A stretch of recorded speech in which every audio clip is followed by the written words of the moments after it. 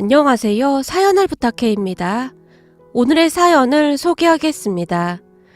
어느 날 엄마에게 전화가 걸려왔습니다. 은실아, 이번 주 주말에 시간 괜찮니? 할머니 할아버지께서 네가 보고 싶다고 하시는구나. 할머니 할아버지한테 무슨 일 있는 건 아니지? 순간 제가 잔뜩 긴장한 채 물었어요. 아니야.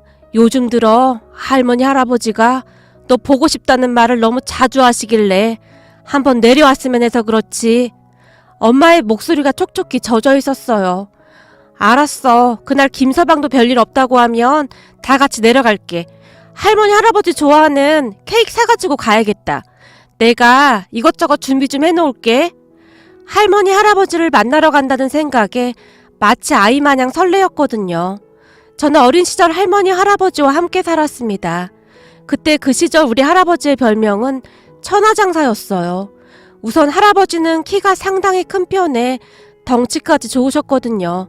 그런 할아버지한테서 아빠처럼 몸이 약한 사람이 어떻게 나왔는지 모르겠다고 할 정도로 할아버지는 참 건강하셨어요.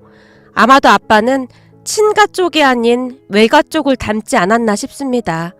아빠 외가 가족들은 유난히도 병치레가 많았다고 했으니까요. 아빠는 그런 외가 가족들을 닮은 모양으로 아빠의 얼굴은 항상 어딘가 아픈 사람 같아 보였거든요. 제가 기억하는 아빠의 모습은 항상 창백한 얼굴이었으니까요.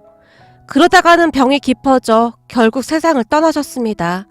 병원에도 가봤지만 워낙 시골 동네 병원이었기에 병명조차도 뚜렷이 나오지 않았다고 합니다. 그 뒤 엄마는 저를 할머니 할아버지한테 맡긴 채 도시로 돈을 벌러 가겠다고 했답니다.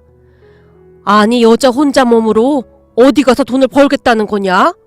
할아버지께서 탐탁지 않다는 표정으로 말씀하셨다는데요. 그렇다고 어머님 아버님께 계속 신세지면서 살 수는 없잖아요. 서울 사는 제 친구 말로는 공장 가서 일하면 돈을 꽤 많이 벌 수 있다고 하더라고요. 우리 은실이 하나는 번듯하게 키우고 싶어요. 저같이 이렇게 살게 하고 싶진 않아요. 어머님 아버님께서 은실이 좀 봐주세요. 제가 돈 벌어서 꼭 데리러 올게요. 그동안 단 한 번도 고집을 피운 적이 없던 엄마가 처음으로 할머니 할아버지께 말대꾸까지 했다고 합니다. 그리고는 다음날 새벽 일찍 편지 한 장만 남겨둔 채 보따리만 딸랑 하나 들고는 조용히 집을 나갔다고 했어요. 엄마가 남긴 편지에는 저를 반드시 데리러 오겠다는 약속과 함께 할머니 할아버지께 정말 죄송하다는 말이 가득했다는데요. 엄마가 남긴 편지를 끌어안고 할머니께서 얼마나 눈물을 흘리셨는지 모른답니다. 그리고 엄마가 집을 나갔다는 소문이 순식간에 동네에 퍼지기 시작했다는데요. 잠시 뒤 근처에 살던 큰엄마가 득달같이 쫓아왔고요. 어머님 아버님, 동서 집 나갔다면서요? 세상에, 서방님 떠난 지 얼마나 됐다고 딸까지 두고 집을 나갔대요. 혹시 그전부터 남자가 있었던 거 아닐까요?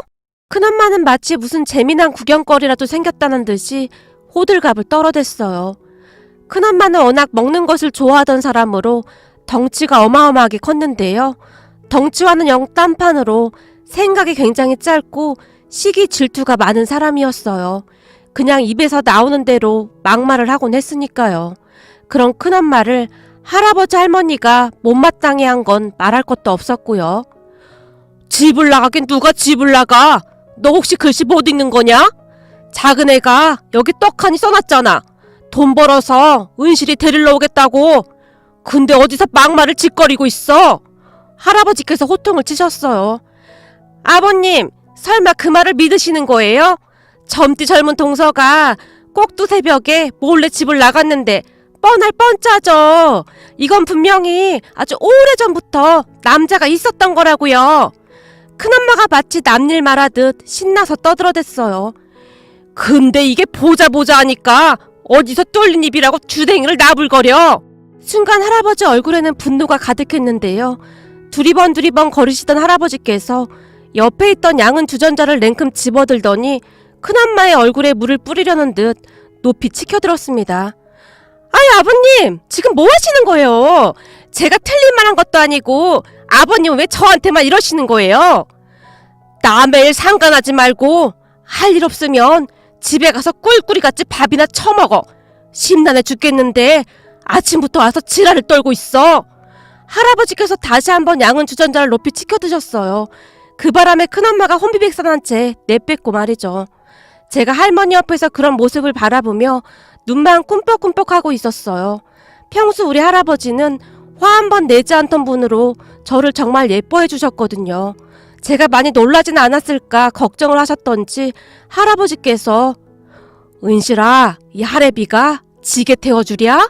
너 할애비 지게 타는 거 좋아하잖아. 지게? 그거 엄청 재밌는데? 제가 언제 그랬냐는 듯이 할아버지 팔에 매달렸습니다.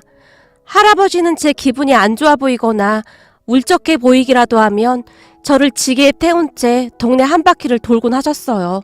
지금 생각해보면 아마도 할아버지는 항상 아파서 누워만 지내던 아빠를 대신해주고 싶었던 것이 아니었을까 하는 생각을 해봅니다.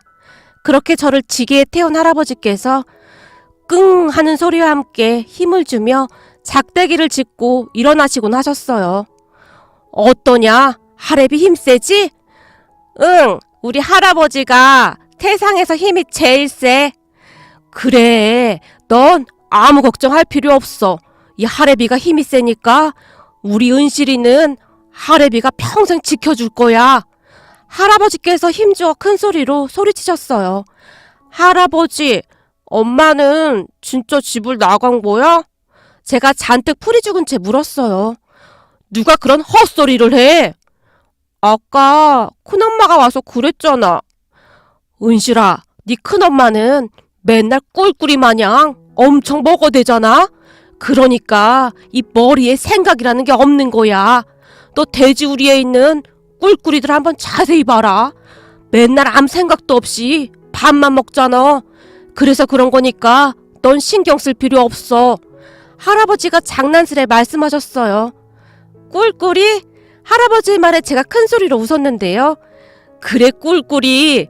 근데 너 그런다고 큰엄마한테 가서 꿀꿀이라고 막 놀리고 하면 안 되는구만. 이건 너랑 나만 아는 비밀이야. 알겠어. 절대 말 안 할게. 그럼 엄마는 꼭 돌아오는 거지? 당연하지. 이 할애비가 맹세하마. 네 엄마가 돈 많이 벌어서 온다고 했어. 네 엄마가 얼마나 속이 깊은 사람인데. 그렇게 저는 할아버지의 지게를 타곤 했는데요.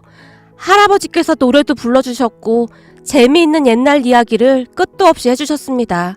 우리 할아버지는 동네에서 알아주던 지게꾼이었습니다. 워낙 힘이 세기로 유명했기에 여기저기서 할아버지께 돈을 주고 지게 일을 부탁하기도 했거든요. 그런 우리 할아버지는 지게도 아주 잘 만드셨는데요. 지게가 망가지거나 해서 새로 만드는 날이면 할아버지께서 사랑방에 지푸라기를 잔뜩 가져다 놓고는 지푸라기를 꼬곤 하셨어요. 할아버지께서 지푸라기를 깔고 앉으신 채 퇴퇴하고 손바닥을 비빈 다음 지푸라기를 꼬셨는데요. 손이 어찌나 빠르던지 보고 있으면 무슨 기계 같았다고 해야 할까요? 그런 할아버지를 보며 사람들이 감탄하곤 했습니다. 아따, 참 야물딱지게도 꽉구만. 하여튼 은실이 할아버지가 지푸라기 하나는 기가 막히게 꼰다니까. 우리 동네에서 은실이 할아버지 따라갈 사람이 없어. 누군가 할아버지를 한껏 치켜 세웠습니다. 이거 할 때는 손이 마르면 안 되는 거야. 손에 물기가 항상 있어야 하는 거야. 그렇게 잘 꼬아진 지푸라기로 등판을 만들고 등에 멜 수 있는 끈을 이어서 단단히 묶곤 했어요. 그리고는 튼튼한 작대기를 한 개 들고는 지게다리 한쪽을 탁 하고 차면서 지게를 짊어지곤 했는데요. 그 모습이 평생토록 잊혀지지가 않습니다. 그때 그 시절 할아버지의 지게 위에서 많은 위안을 받곤 했으니까요. 할아버지는 그 지게에다 땔감도 잔뜩 실어 나르시곤 했어요. 그런 할아버지는 시간이 날 때면 저를 데리고 산에 오르곤 하셨는데요. 은실아, 이 버섯 좀 봐라. 와, 엄청 예쁜 버섯이네? 예쁘지? 근데 이런 예쁜 버섯은 조심해야 한다. 독버섯인 경우가 많거든. 할아버지께서는 제게 이것저것 많이 알려주곤 하셨어요. 덕분에 저는 아직도 식용버섯과 독버섯을 골라낼 수가 있답니다. 그렇게 집으로 돌아오면 할아버지께서 산에서 따온 버섯을 할머니께 드리곤 하셨는데요. 아유, 오늘은 버섯이 아주 실하네. 저녁에 맛있는 버섯탕 끓여 먹자꾸나. 버섯을 보며 할머니 얼굴에 미소가 가득했습니다. 우리 가족은 그렇듯 버섯탕 한 그릇에 웃음이 끊이질 않을 정도였어요. 그런 할아버지 할머니 덕분에 저는 버섯을 가장 좋아하게 되었고요. 그리고 할아버지는 시시때때로 저를 지게에 태우고 동네를 한 바퀴씩 돌곤 했습니다. 그 모습을 보며 동네 친구들이 부러운 듯 바라볼 정도였어요. 은실이는 진짜 좋겠다. 은실이네 할아버지가 우리 할아버지였으면 진짜 좋겠다. 라는 말을 입에 닳도록 할 정도였으니까요. 아마도 할아버지는 아빠도 엄마도 없었던 제가 외롭기라도 할까봐 더욱 그러지 않았을까 생각해 봅니다. 하지만 같은 동네에 살던 큰엄마는 그런 저를 눈에 가시처럼 생각하곤 했는데요. 큰아빠 큰엄마는 결혼한 지 한참이 지났음에도 아이가 생기지 않았거든요. 그랬기에 할아버지께서 저를 지게에 태우고 동네를 돌아다니기라도 하면 애가 생기려면 우리같이 멀쩡한 사람들한테 생겨야지. 왜 하필 저런 집에 애가 생겼는지 몰라. 자식 두고 집 나가는 것들은 아주 천벌을 받아야 해. 큰엄마가 아주 큰 소리로 외치곤 했어요. 너 지금 뭐라고 했냐? 은실이 애미 집 나간 거 아니라고 내가 몇 번이나 말했냐? 근데 왜 자꾸 이상한 소리를 짓거려? 내가 말 함부로 하지 말라고 했지. 할아버지가 지게를 짊어진 채 당장이라도 큰엄마에게 쫓아갈 기세였어요. 아니, 내가 틀린 말 했어요? 지금 몇 달이나 지났는데 제 엄마한테 소식 하나 없잖아요. 지금 동네에 소문이 파다해요. 서방님 아파서 누워있는 동안 벌써부터 다른 남자랑 눈 맞았던 거라고요. 그 남자랑 같이 도망간 게 확실하다니까요. 그래서 지금 동네에 소문이 파다하다고? 그 소문을 네가 낸 건 아니고? 이거사, 네가 마음심보를 그렇게 쓰니까 산신령님이 애도 안 보내주는 거다. 설령 동네 사람들이 그런 이상한 소리를 하더라도 네가 나서서 아니라고 말려도 시원찮은 판국에 형님이란 사람이 그러고 있으니 너한테 복이 오겠냐? 아니, 아버님은 왜 항상 저한테만 그러세요? 남자랑 눈 맞아서 집 나간 건 제가 아니라 동서잖아요. 큰엄마가 할아버지께 눈까지 부라리며 소리쳤어요. 너 은실애미 돌아오면 그때는 어쩌려고 그렇게 씨부리고 다니는 거냐? 조카 앞에서 창피하지도 않아 이거사? 애 안 생긴다고 백날 절에 가서 불공 들여봐라. 네 뜻대로 되나? 사람이 심보를 곱게 써야 하는 거야. 아버님은 우리한테 애가 안 생기니까 아주 좋으신 모양이네요. 얼굴에 화색까지 도는 것 같네요. 넌 지금까지 내 말을 뭘로 알아듣는 거냐? 심보를 곱게 쓰라고 내가 누누이 말하고 있잖아. 그냥 지나가는 개한테 말을 해도 너보다는 잘 알아듣겠구나. 할아버지께서 한심하다는 듯이 고개를 절레절레 흔들었어요. 큰엄마가 그토록 한바탕 난리를 치는 날이면 할아버지께서 저를 다독여 주셨는데요. 은실아, 다른 사람 말은 들을 필요도 없는 거야. 은실이도 지금껏 이 할애비랑 할미가 거짓말하는 거 봤냐? 아니, 할아버지는 절대 거짓말 안 해. 그래, 바로 그거야. 다른 사람 말은 들을 필요도 없어. 이 할애비는 네 엄마 믿는다. 네 엄마가 연락을 못하는 데는 다 이유가 있을 거야. 워낙 억척 같아서 한 푼이라도 더 벌어보겠다고 잠도 못 자고 밥도 잘 못 먹으면서 일하고 있을 거다. 네 엄마가 널 얼마나 아끼는데. 할아버지의 목소리가 촉촉히 젖어 있었는데 그 순간 제게 말씀을 하시는 것인지 아니면 할아버지 혼자 중얼거리던 것인지 저도 잘 모르겠습니다. 할아버지는 그 뒤에도 지게를 가지고 산을 몇 번이나 오르내리시면서 지게질을 하셨는지 모르겠습니다. 그리고 어느 순간부터 저는 할아버지의 지게를 타지 않게 되었는데요. 어느 늦은 밤 할머니께서 뜨거운 물을 묻힌 수건을 가지고 할아버지 어깨에 찜질을 해드리고 있었거든요. 일을 좀 줄이던지 해야지. 이러다 큰일 나겠어. 당신 나이도 있는데 이제부터는 조금씩 줄여야 해. 안 돼. 은실이 애미 올 때까지는 돈을 좀 모아놔야 안심이 되지. 그때까지 열심히 해야 해. 아휴, 지금 당신 어깨가 시뻘겋다니까. 이러다 당신 아프기라도 하면 은실이랑 나는 어떻게 살아. 할머니의 눈에 눈물이 그렁그렁했습니다. 아마도 할머니는 밤마다 할아버지의 시뻘개진 어깨를 보며 홀로 삶의 무게를 고스란히 짊어진 채 살아가고 있던 할아버지에게 많이 미안하셨던 것 같았어요. 여보, 그럼 내일부터는 나도 같이 갑시다.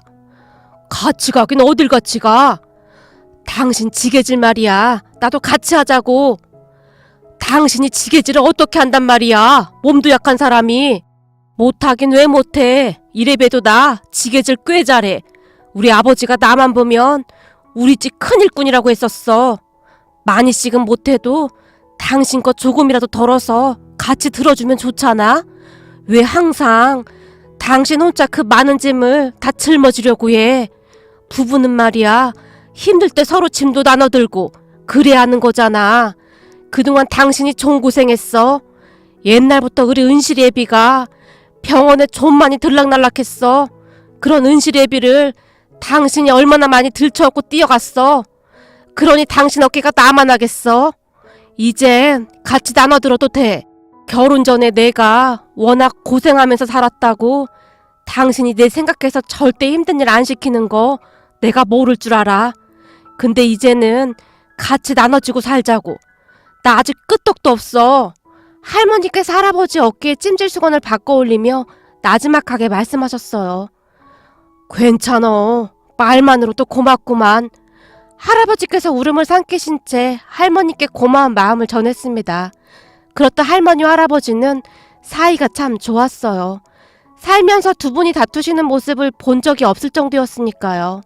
할머니의 말에 따르면 할아버지와 결혼 전 할머니는 정말 힘들게 사셨다고 했어요. 할머니의 친정은 정말 가난했다고 했으니까요. 그런 집에 맏딸로 태어나신 할머니는 종일 여기저기로 일을 다니시며 힘든 일을 해야만 했다고 합니다. 그러던 어느 날 시장에 갔던 할아버지께서 우연히 할머니를 보게 되었고 할머니한테 마음을 빼앗기셨다고 했습니다. 결국 한참 동안 할아버지께서 할머니를 따라다니셨다는데요. 할아버지께서 워낙 착하셨기에 할머니도 조금씩 마음을 열어갔다고 합니다. 그렇게 두 분이 결혼을 하셨는데 할아버지가 항상 할머니에게 내가 당신하고 살면서 절대 고생 안 시킬게. 그거 하나는 약속할게. 라는 말을 달고 사셨다고 합니다. 그리고 할아버지께서는 그 약속을 지키고자 노력하셨고요. 그랬기에 할머니에게 있어 할아버지는 세상 전부와도 같다고 할 정도였어요. 그렇게 다음날부터 할머니도 할아버지를 따라 나섰는데요. 괜찮대도 그렇네. 나도 괜찮아. 당신 거 조금만 나눠 들을게. 할머니도 작은 지게를 하나 지시고는 두 분이서 손을 꼭 붙들고 나가셨는데요.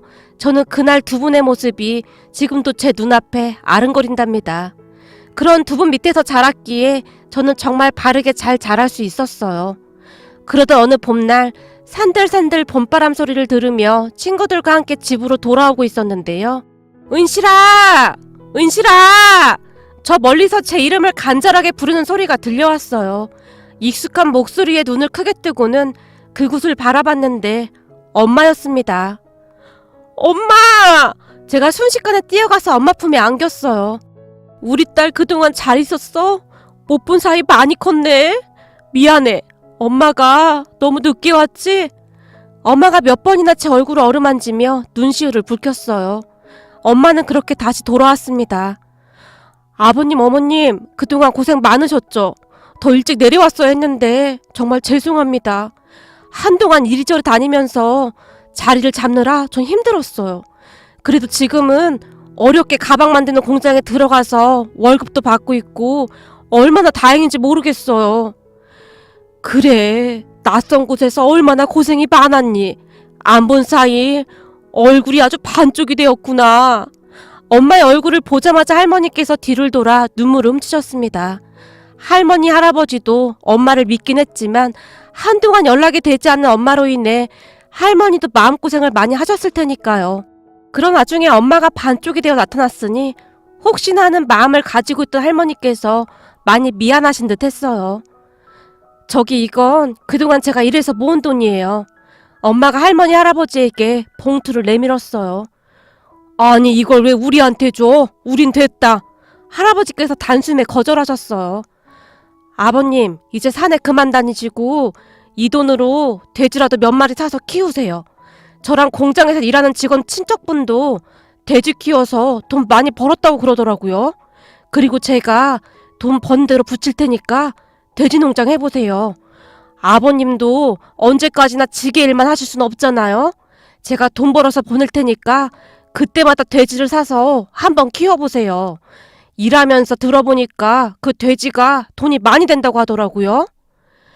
아니, 아무리 그래도 그렇지. 네가 힘들게 번 돈으로 우리가 어떻게 그러니? 어머님, 아버님께서 은실이 안 봐주셨으면 제가 일을 어떻게 했겠어요? 그리고 당분간 더 돌봐주셔야 하잖아요. 어머니, 아버님께서 저 때문에 더 고생이 많으시죠. 전 공장에서 열심히 일해서 돈 보낼 테니까 같이 한번 해보자는 거예요. 엄마가 할머니, 할아버지를 설득했습니다. 그렇게 세 분이서 심각하게 대화를 하고 있었는데요. 어머! 동서 왔다는 말이 진짜네? 동서 남자랑 눈 맞아서 집 나갔었는데 잘 안 돼서 다시 돌아왔구나? 엄마를 보자마자 큰엄마가 호들갑을 떨어댔어요. 이런 정신 나간 것이 어디서 주둥아리를 함부로 나불거려! 할아버지께서 벌떡 일어나셨습니다. 그런 할아버지를 엄마가 말렸고요. 형님, 잘 지내셨어요? 제가 너무 늦게 내려왔죠. 서울 올라가 보니 여자 혼자 돈 벌기가 쉽지가 않더라고요. 그래서 직장 구하고 뭐하고 하다 보니 연락도 못했네요. 뭐야, 그럼 진짜 취직이라 됐단 말이야? 동서 같은 사람이 취직을 어떻게 해? 아는 사람이 있어서 그 사람이 알아봐줬어요. 다행히 가방 공장에 취직을 했는데 그만하면 돈도 괜찮고 이제는 자리를 잡았어요. 엄마가 큰엄마를 보며 활짝 웃었는데 큰엄마의 얼굴은 뭐 씹은 듯한 그런 표정이었어요. 그 뒤 동네에 떠돌던 엄마의 소문은 언제 그랬냐는 듯이 조용해졌습니다. 그리고 사람들의 입에서 다른 말들이 오르내렸는데요. 세상에나, 저 집 둘째 며느리가 악착같이 돈을 벌어서 꼬박꼬박 보내온대. 그래서 은실이 할아버지가 그 돈으로 돼지도 사고 돼지우리도 만들고 그런다잖아. 둘째 며느리가 돼지를 키워보라고 했다는구만. 동네 사람들이 돼지우리를 만들고 있는 할아버지를 보며 말을 했어요. 그러게 말이야. 이번에는 돼지우리를 더 크게 지어야 한다고 며느리가 보내오는 돈으로 그 옆에 땅도 조금 샀다나 봐. 어떻게 된 게 한 번씩 볼 때마다 돼지들이 엄청 많이 늘어나는 것 같아. 돼지 키우는 게 보통 일이 아닌데 참 억척하네. 그러니 저리 잘 되지. 은실이 내가 저리 잘 될지 누가 알았겠어. 평생 지게질만 하던 양반이 요즘 아주 돈을 긁어 모은다고 하더구만. 라며 동네 사람들이 정말 부러운 듯이 바라보곤 했습니다. 근데 일이 잘 되려고 그랬던 것인지 두 마리로 시작했던 축사가 시간이 지나면 지날수록 엄청 커지게 되었습니다. 우리 집은 그렇게 점점 살림이 좋아지게 되었어요. 그리고 얼마 뒤부터 엄마도 다시 내려와서 다 같이 살 수 있게 되었습니다. 그러는 동안 많은 일들이 있었는데요. 어느 날은 큰아빠 부부가 근심 가득한 얼굴로 우리 집에 찾아왔어요. 아버님, 저기 드릴 말씀이 있는데요. 또 뭔 말을 하려고? 쓸데없는 소리 할 거면 그만 가보거라. 그동안 큰엄마가 한 행동이 있었기에 할아버지가 큰엄마에게 단숨에 말씀하셨어요. 아버님, 저 한 번만 도와주세요. 지금 친정엄마가 많이 아프셔서 수술을 해야 한다는데 급히 돈이 좀 필요해요. 빌려주시면 꼭 갚을게요. 큰엄마가 눈에 눈물까지 그렁그렁한 채 말했어요. 안 싸도니? 어디가 어떻게 안 좋으신데? 얼마나 필요한데? 큰엄마는 미웠지만 안 사돈 어른이 아프시다는 말에 할아버지의 목소리가 조금 누그러져 있었어요. 지금 많이 안 좋으세요. 위험한 수술이라는데 수술비랑 병원비가 너무 어마어마한 금액이라서요. 아버님, 우리 엄마 좀 살려주세요. 부탁드릴게요. 큰엄마가 목소리까지 떨며 금액을 말했어요. 그렇게나 많이? 근데 이게 우리 돈이 아니고 나한테 부탁을 해야 할 게 아니라 네 동서한테 부탁을 해야 할 것 같구나. 할아버지께서 엄마를 바라보셨어요.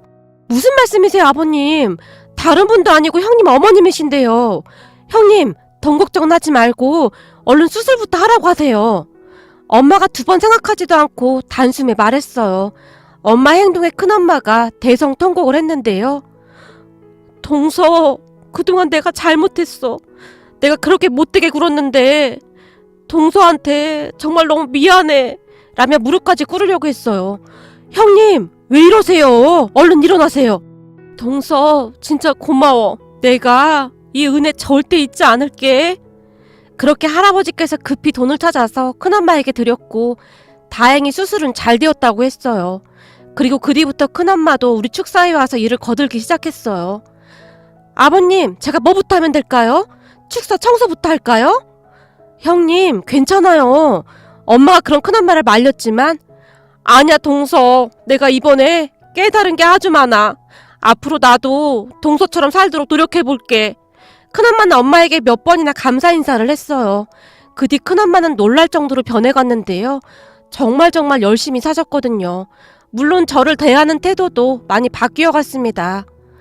이 큰엄마도 은실이처럼 예쁜 딸 하나만 있었으면 소원이었겠다. 그동안 큰엄마가 말 함부로 해서 미안해. 큰엄마가 철이 없어서 그랬어. 은실이 엄마한테는 은실이 같은 예쁜 딸이 있는데 큰엄마는 아무리 노력해도 아기가 생기지 않아서 그래서 그랬어. 큰엄마, 걱정 마. 할아버지가 그러는데 착하게 살면 아기도 찾아올 거래. 그래, 고마워. 큰엄마도 앞으로 착하게 살아볼게. 큰엄마가 저를 꼭 안아주었어요. 그리고 얼마 뒤 큰엄마에게도 기적 같은 일이 일어났는데요. 큰엄마가 임신을 하게 되었거든요. 그렇게 큰엄마는 아들을 낳았습니다. 그 모습을 보며 할아버지께서 한마디를 하셨습니다. 거봐라, 내가 뭐라고 하던. 절에 가서 아무리 불공을 들여봐야 마음을 곱게 쓰지 않으면 아무 소용도 없는 거야. 네가 마음 고쳐먹으니 이렇게 해도 낳고 잘 되지 않았니? 맞아요, 아버님. 예전에 저 때문에 많이 속상하셨죠. 앞으로 우리 아들을 생각해서라도 더 바르게 살게요. 큰엄마가 눈물까지 뚝뚝 흘렸습니다. 큰아빠 부부와 엄마 그리고 할아버지 할머니는 여전히 고향에 살고 계시는데요. 우리 할머니 할아버지는 지금까지 건강하게 잘 지내고 계신답니다. 그리고 홀로 계신 엄마가 외롭지 않도록 큰아빠 부부가 잘 챙겨주며 살고 있습니다. 이제는 친형제지간보다 더 가깝게 지내고 있을 정도랍니다.